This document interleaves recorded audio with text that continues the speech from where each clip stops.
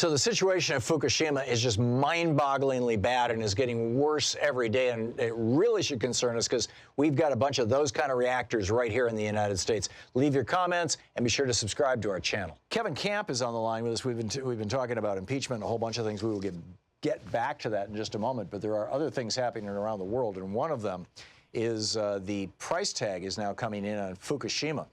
Kevin Kamps is the radioactive waste specialist at beyondnuclear.org. You can also tweet him at Beyond Nuclear. And Kevin, welcome back to the program. It's been a while. Hey, Tom. Good to be here. Thanks. Great to have you. So give us a status update, first of all, on Fukushima. Is it still pouring radioactive waste into the ocean?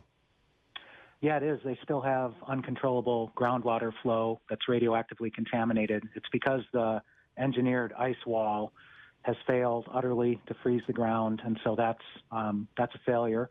They are still capturing the cooling water they use daily, hundreds of tons per day, on those 3 melted down reactors to try to keep the melted cores cool so they don't begin to melt again. That's what they capture into these storage tanks. And incredibly, they have now surpassed the 1 million ton mark on highly radioactive wastewater that's in those storage tanks. What are they going to do with it? Well, they do filter it. They get out 60-plus radioactive isotopes, but there's over 200. The one they can't get out at that industrial scale is tritium, radioactive hydrogen. Right. And shamefully, Tokyo Electric Power Company, the Japanese government, and American consultants hired by TEPCO, like 2 former NRC chairmen and a former DOE official, have recommended that they simply dump it in the ocean. And it's the Fukushima fishermen's cooperatives who have stopped that for all these years now.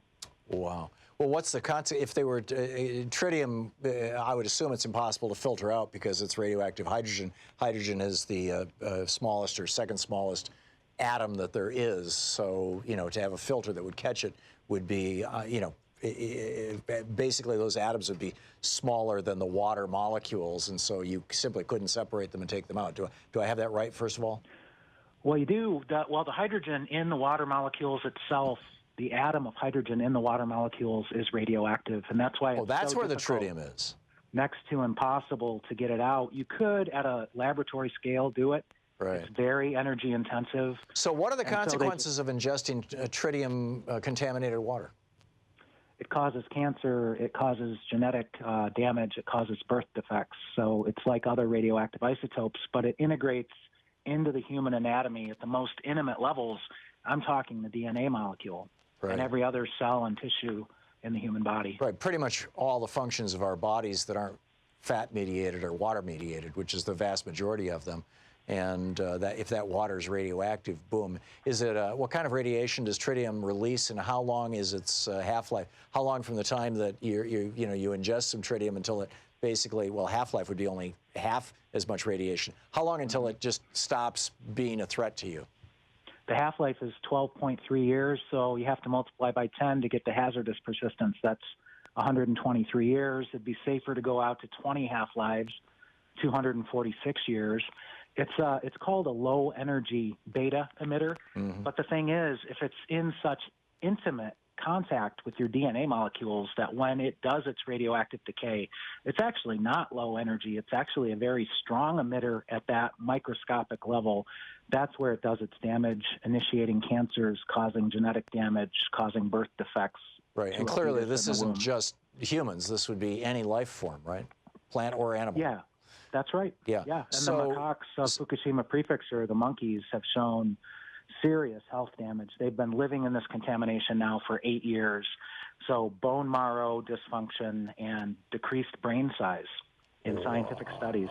Wow. And macaques are very similar to humans, biologically speaking, even genetically. Yeah, we're only, I think, 15 or 20 million years away from them, evolutionarily. If we're 3 million years away from chimpanzees, that split probably wasn't that far back. Wow. So what is Japan going to, I mean, they're continuing to produce this radioactive water. Do they have any kind of a game plan at all?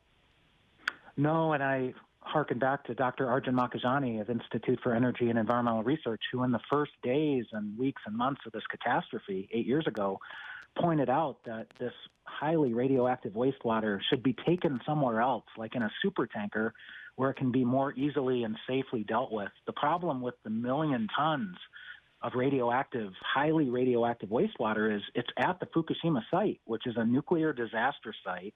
It's obviously an earthquake zone. It's obviously vulnerable to tsunamis.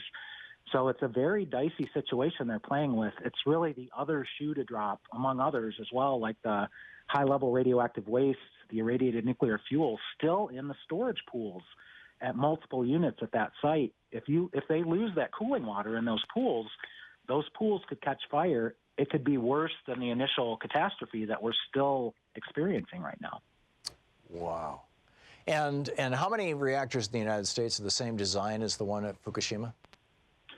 Well, 23 are identical and another 8 are similar.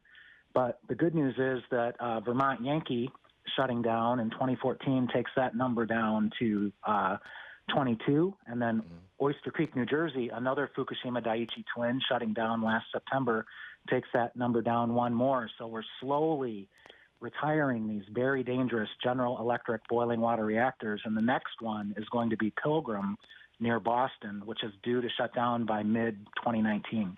How would you respond to those people in the climate, among the climate scientists who are very outspoken in saying that one of the solutions to decarbonizing our atmosphere or stopping the ongoing carbon destruction, pollution of our atmosphere is nuclear power? It's not necessary to go there. Renewables could get the job done, as could efficiency. And if you do go there, for one thing, it ain't going to work because nuclear is so astronomically expensive and takes so very long that the climate crisis will have come and gone, and you still won't have nuclear showing up at the starting gate. But in addition to all that, it's got its own insurmountable risks that are a mile long. You're trading one eco-catastrophe, the climate catastrophe, for another one, radioactive catastrophes like Fukushima, like 3 Mile Island, that's about to mark its 40th year this month, like Chernobyl, and we just don't need to go there. Is 3 Mile Island still at risk? Did they ever clean that all up? No, they've largely not even touched 3 Mile Island Unit 2 that had the meltdown. 3 Mile Island Unit 1 is still operating, so we know what it's capable of. And in fact, the real fight right now is not commemorating this terrible disaster 40 years ago. The real fight is preventing the state of Pennsylvania and the Trump administration from bailing out Unit 1 at 3 Mile Island to keep it operating deeper and deeper into uncharted risk territory because it's so many decades old at this point, and they want to bail it out, incredibly. Wow. So, I mean, the principal subsidy of nuclear power in the United States is the Price-Anderson Act, which says that because there literally is no insurance company in the world that will insure a nuclear reactor because they're so dangerous that the what do you call them, the people who, the actuaries, I guess they're called, they look at the risk and they say, no, there's, for no price will we write an insurance policy for a nuclear power plant. So the U.S. government, you and me and all the other taxpayers, we're the insurers of all the nuclear power plants in the United States. That's, a huge, massive subsidy, even though there's no dollars involved until there's an accident. But what other subsidies are we giving to nuclear power in the United States that might be appropriately directed elsewhere, like to, say, solar or wind? Oh, the list is very long, but the crisis du jour now, if the Trump administration, Energy Secretary Rick Perry, get their way at the behest of the nuclear power lobbyists, we're talking $17 billion per year in old reactor bailout subsidies. We're talking another $17 billion per year in old coal plant bailout subsidies. That's $34 billion per year. And all it is really to keep the executive salaries at the level that they're at, to keep the shareholder returns at the level that they're at, and maybe to pay for some routine maintenance and operation costs. But the big fixes, they're not even thinking about doing those.